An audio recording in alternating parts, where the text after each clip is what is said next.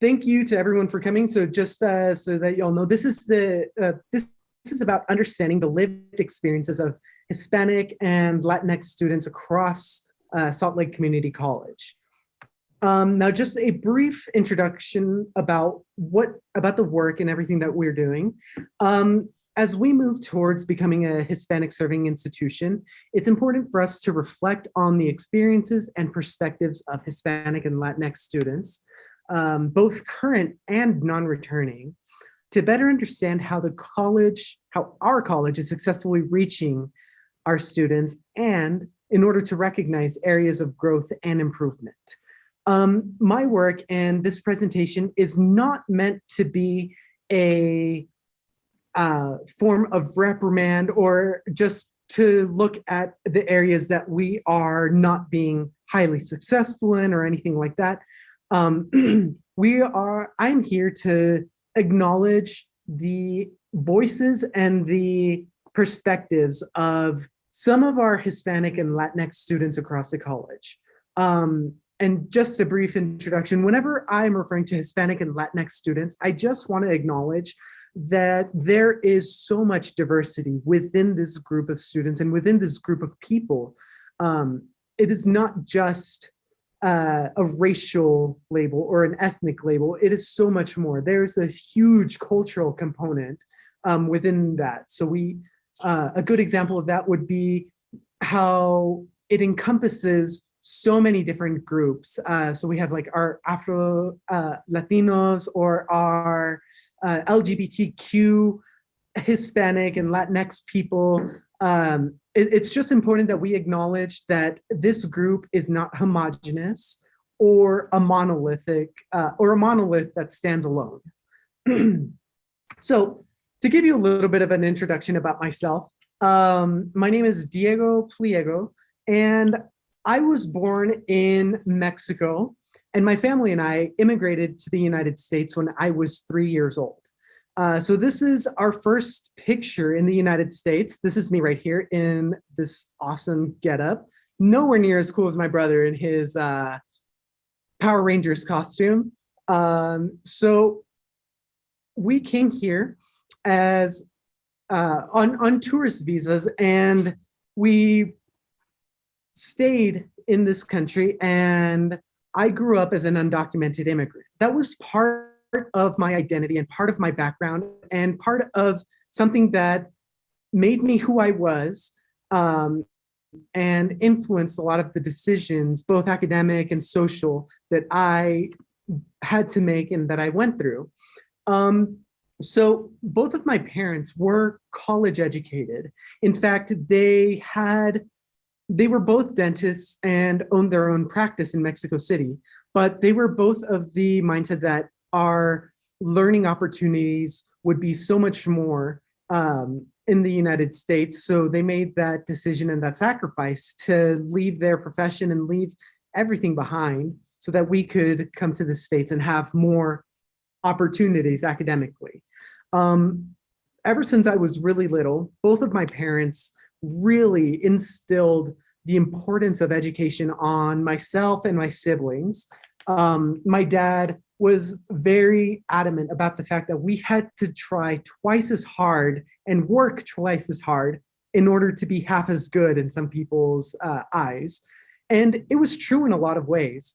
I knew that education was going to play a huge role in my progression and in my ability to have access to the opportunities that my family moved here to the United States for. A little bit about my academic background. So my family and I moved to Texas, and I started going to a public university in Texas that I had dreamt of for years. My brother had recently graduated from that university, and I was next in line to be a student there and to graduate there. Everything was going great. My first semester, I had straight A's across the board and was working really hard and enjoying my time there. But when the semester ended, I reapplied for all of my financial aid. And it was very important for me to have that, especially being undocumented, I wasn't able to apply for FAFSA or for a lot of other types of grants and financial aid opportunities that some of my peers had. So everything was going great until I get an email and then a phone call a few weeks later from the financial aid office letting me know, hey, we never got your application, which I found is very strange because I had gone in person, turned everything in, and had the reassurance of one of the financial aid officers there that, everything was good. But due to some clerical error, my application was lost and not filed, and all of my financial aid was gone. So I had to make a very difficult decision to withdraw from college because there was no way that I was going to be able to pay for a $7,000 semester out of pocket. So I had to withdraw, and it took me about a year to kind of like reevaluate where I was, and I transferred to a different university elsewhere. And while at this university, I was able to graduate and, become or be academically successful. But there were a lot of things that I wished I would have seen and I wish I would have had as a student there.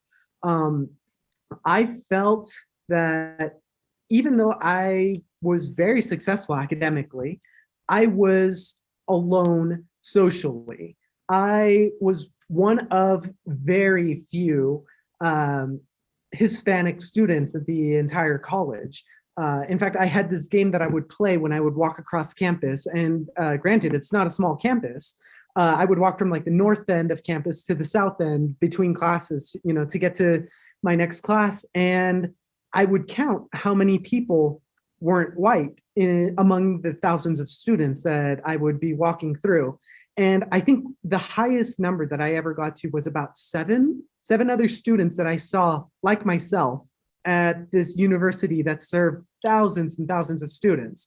So there were a lot of times where I wished I would have had that representation, or wished I could have felt more at home and felt a part of that university, not just felt that, I was a student there. So all of this is very important because it guided my work and guides my goals and mission here at the college. So I am a qualitative researcher, and I conducted a study among Hispanic and Latinx students to try to understand what it was that they were saying, what was working, and what it was that they wished could improve at the college. So let's start off with some numbers first. So across the college, this goes along well with what we have seen all morning long. We've seen that the trend of enrollment and acceptance of Hispanic students has risen. So over the past decade, we've seen that the percentage of our total student body that is accepted to the college that is Hispanic has gone up from 14% all the way up. There we go.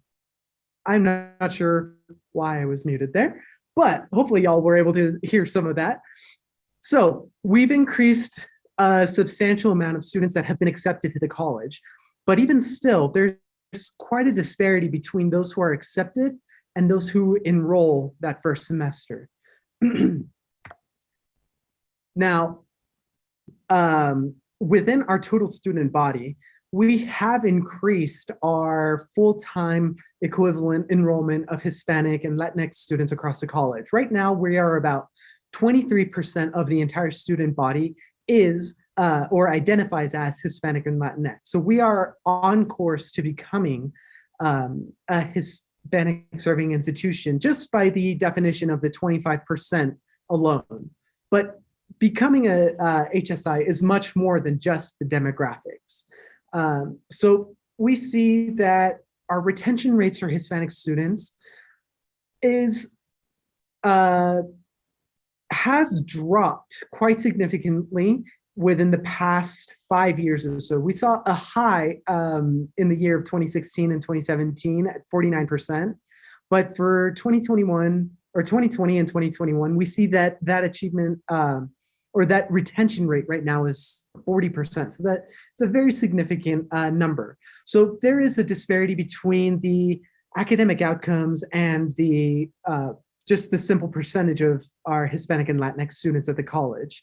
But even with that, the number of associate degrees that are awarded within 3 years for Hispanic and Latinx students is growing. So there are trends showing that we are on the right path, but we have to recognize that there are things that we can do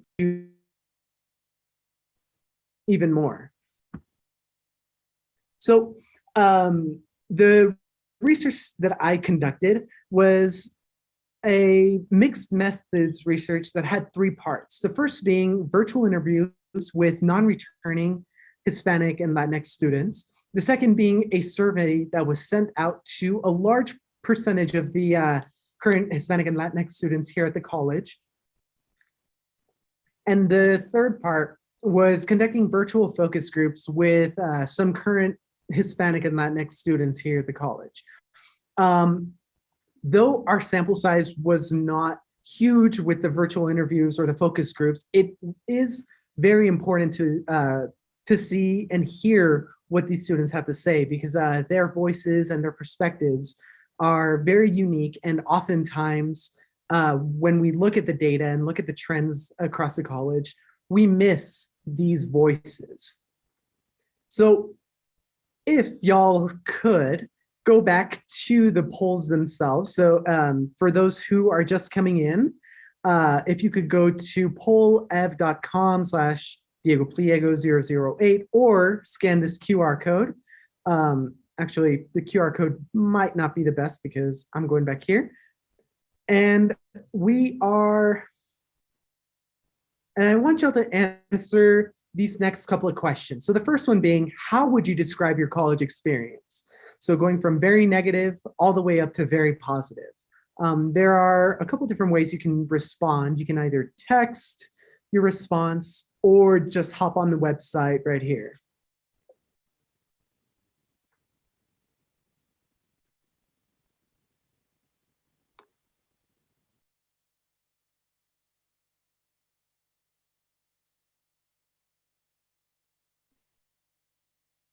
All right, so it looks like the vast majority of y'all are responding positive or very positive, which makes me very happy because when I look back at my college experience, I would say that for the most part, you know, I had a lot of good and positive experiences there. And there was a lot that was good and that I did enjoy and, you know, was successful for me. But there were things that I would answer, you know, maybe weren't so great. So my next question for you is, how much do you agree with this statement? I feel that I belong or belonged at college. Oh, of course, it's not sharing that.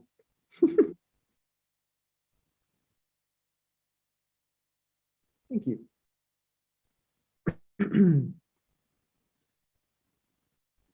Here we go. Cool. So in this poll, I would have probably responded either disagree or, you know, at times strongly disagree. That because there were a lot of times where I just didn't see myself represented there. I didn't see myself as part of the student body, or I didn't see people like myself as the faculty or the staff, or in anything that I was learning or being taught. So it's hard to feel like you belong when you don't see yourself reflected at the college level. So thank y'all for sharing that. Let's go back to the PowerPoint. Okay. So here we go. Among the, within the study that was conducted, a very large theme that arose was the feeling of belongingness among Hispanic and Latinx students at the college. So what that means is the feeling, their self-reported feeling of belonging among these students. So among like all of the responses and everyone that participated, the total number of students that said that they felt that they belonged at Salt Lake Community College was hovering at about 60%, which is fantastic. That shows that we have practices in place and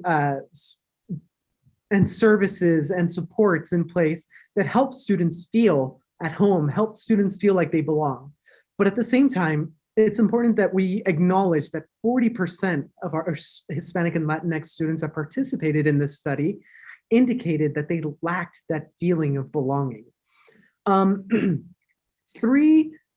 So based off of like the responses and the interviews that we conducted, there were three main factors that influenced this feeling of belonging, whether increasing or decreasing it among those students. The first was interactions between students and faculty and staff.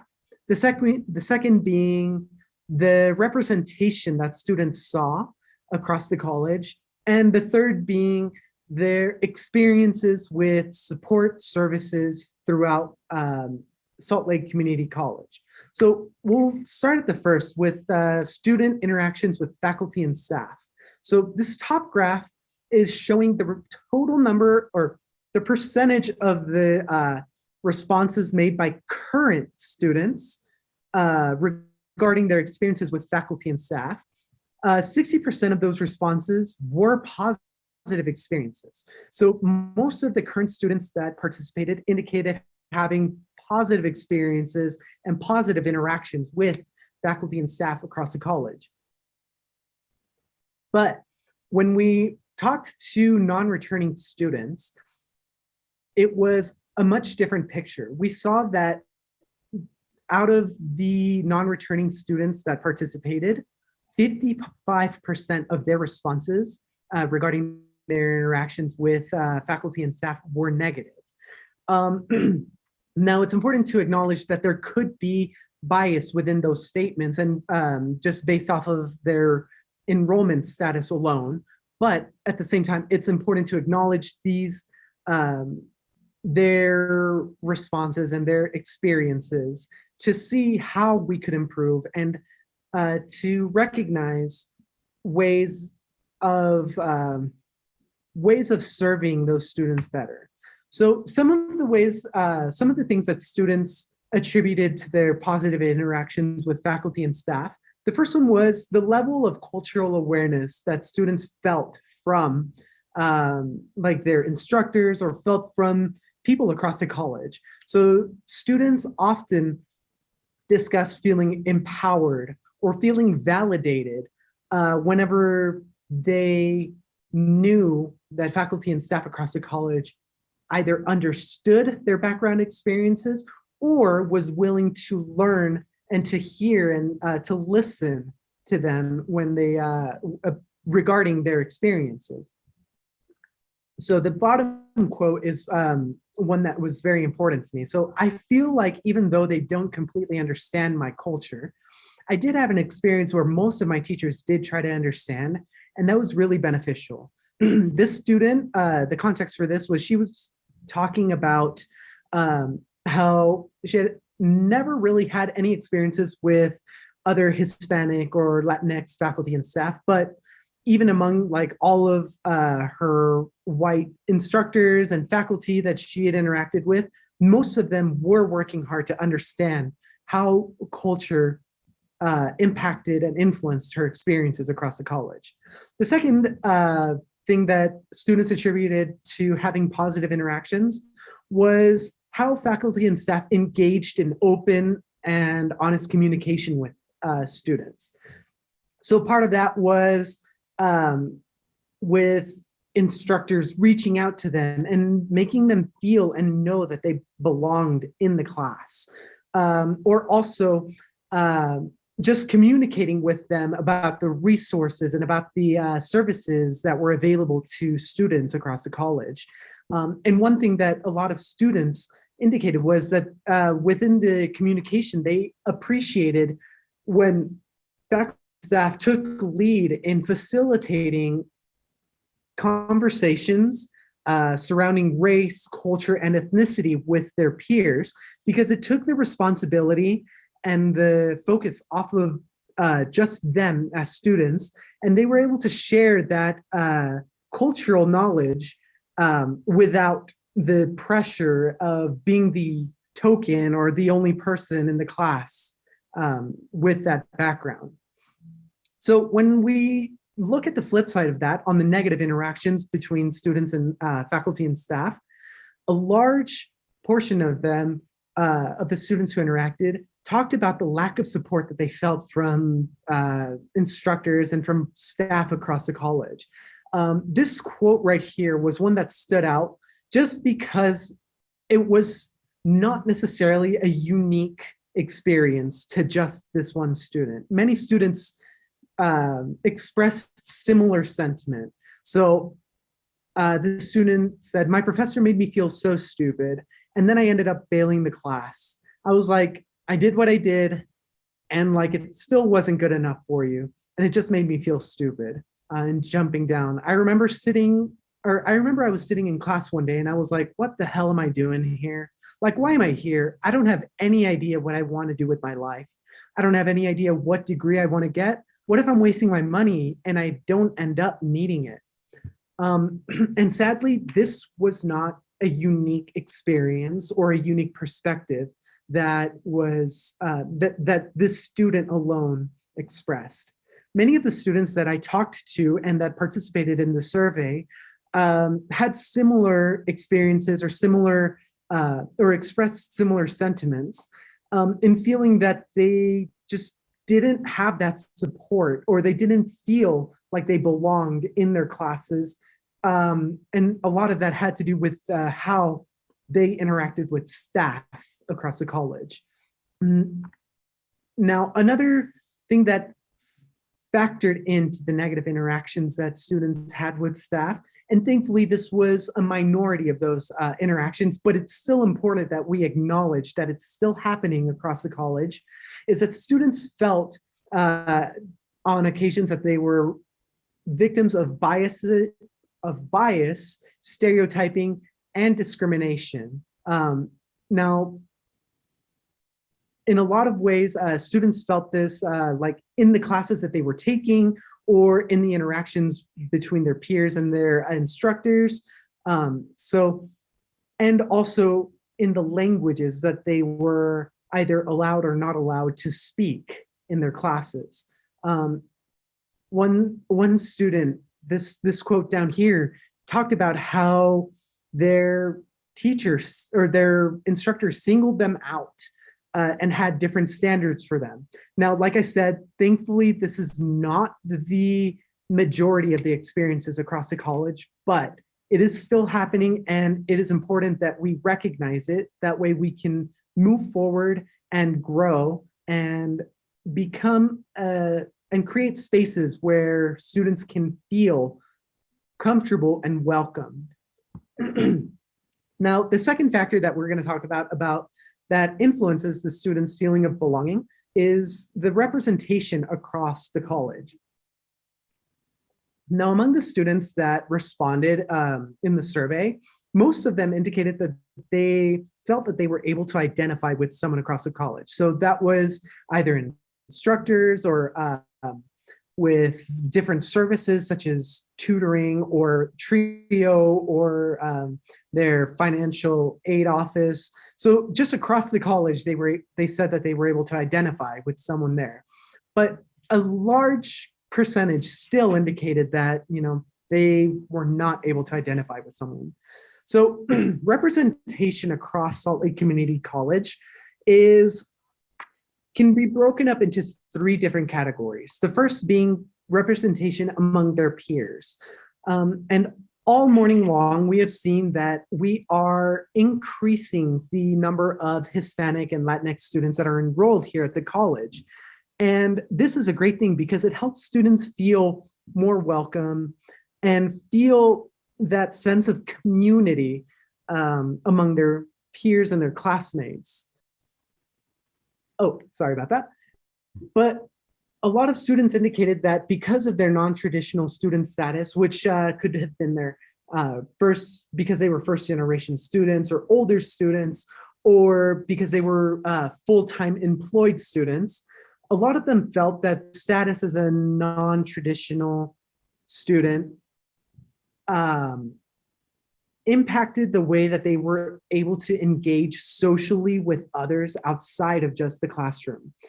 So many talked about how they were unable to go to extracurricular activities or to study groups because their work schedule interfered with that. Or some expressed that they were unable to really meet up with friends because they had to take care of siblings or family members or children outside of just the classroom experience.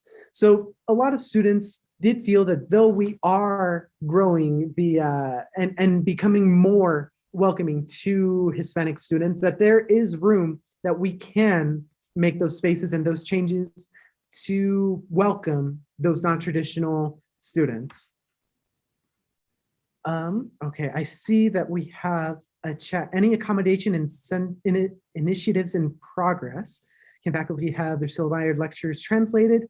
Oh, I love this. I do not have the answer to that off the top of my head, but I do know that there are some resources and some initiatives being done across the college, such as offering like different courses in Spanish or offering more like ethnic studies types courses. But I do think that we can do more. So thank you for bringing that up. Okay, let's go back. The second part of representation in the college has to do with representation in faculty and staff. So that means hiring more people of color across the college in all different roles. Because when students saw people like themselves in positions like instructors or positions of leadership across the college, they felt validated and they felt like they had role models that they could look up to and that they could model their work after.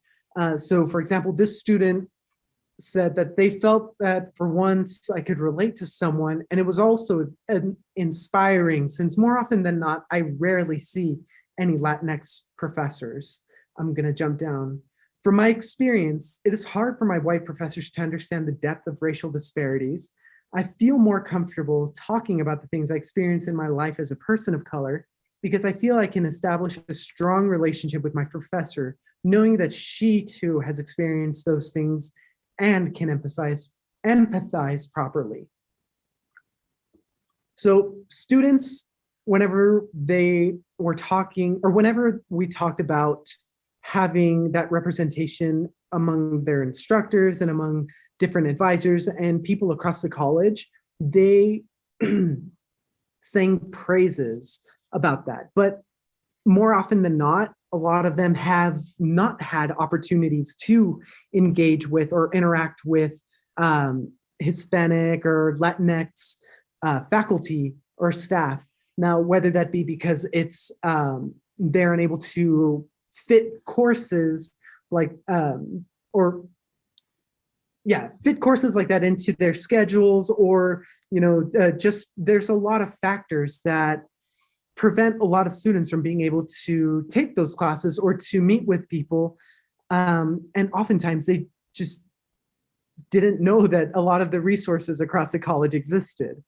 And the last portion of representation at the college is done and can be done through what it is that's being taught and learned in the courses that we teach here. At SLC, we have a lot of opportunities for diverse learning at the college. I know we have a lot of language courses, such as Spanish and Portuguese, and also the Nahuatl courses, and also the ethnic studies and Mexican American studies, and like biology 1010, which is specifically taught in Spanish. There are a lot of opportunities for students to take courses that acknowledge and recognize and teach to their culture and their cultural experiences. And when students took courses like this, many of them expressed feeling validated. They expressed feeling a deeper sense of connection to their culture, their ethnicity, and also to the college as a whole. And they expressed that they felt seen at the college. It was important for them to feel that their cultural background, their experiences, and their and everything about them was important enough to be taught and offered in a course. All right, I see that Mike has a question. How do we address the disparities in the labor that bilingual and multilingual staff and faculty are expected to do? I've seen and heard from colleagues who step up to do extra work and emotional labor would support students, but don't receive additional compensation for that skill set. That is a great question. And I think that has to be addressed at the systemic level. We need to address that and really work to address those disparities and to share that load and that responsibility across the college and not just among a small subset of professors that teach those courses. Because I'm a firm believer that culturally relevant and responsive education is not just, should not just be relegated to courses that are specifically related to like race, ethnicity, and culture, but that they can be taught in and across all curriculums in the college. And that will take a lot of professional development and a lot of work to intentionally create those spaces. Thank you so much, Mike. And the last portion, and I'm gonna have to zoom through this, that way I can leave it open for any last questions that y'all might have, is, oh, I see that someone said the biology 1010 is not offered anymore. Oh no, if that's true, that makes me really sad. So the last portion of belonging is having those experiences with support and services across the college. So here, amongst students that were surveyed and that participated in the survey, we see that the vast majority of them did not interact with a lot of the services and the supports that we have at the college. So orange indicates that they never interacted with these different organizations across the college. So we see that within academic advising and the Office of Financial Aid, many students do have that point of contact. But when we move towards different services like career services or the Disability Resource Service or Center, a lot of students don't have that level of interaction. And let's just keep going because it's very, this is kind of across the board. We see that level of interaction is very low. And one of the main reasons that students talked about for this was that before I get to that, whenever students did have those interactions and those experiences with services, they did express that most of the time they felt that the people they were working with were aware of their cultural background and the challenges that were specific to them as Hispanic and Latinx students. Now, one of the main reasons that students cited for not interacting with or not taking advantage of some of the services that we provide at the college is that many of them simply did not know that those services existed or were not aware that they could take advantage of them. So a lot of students that did talk about, taking advantage of like tutoring or taking advantage of like trio services, many of them only learned about it through maybe a friend or someone who had mentioned it. But most of them, or a lot of students felt that those services and everything were not visible, and they just wished to be able to see more advertising across the college. Yes, exactly. Thank you so much, Anika. More effective advertising. And oh, that's the last one. Okay, so in conclusion, it's important for us as a college to recognize the experiences, the voices, and the perspectives of our students and see past just the figures and the data to in order for us to understand where or how to improve and increase those connections with our students. And this quote is one that was really impactful to me. This student told me that, it's important to figure this out. So figure college out. No one else in my family has graduated. I have a brother that's 22 who dropped out of SLCC and works at a warehouse. I have two younger siblings that are going to be entering college soon, and I fear the worst for them. For me, it's super important to figure this out because no one else is helping my family.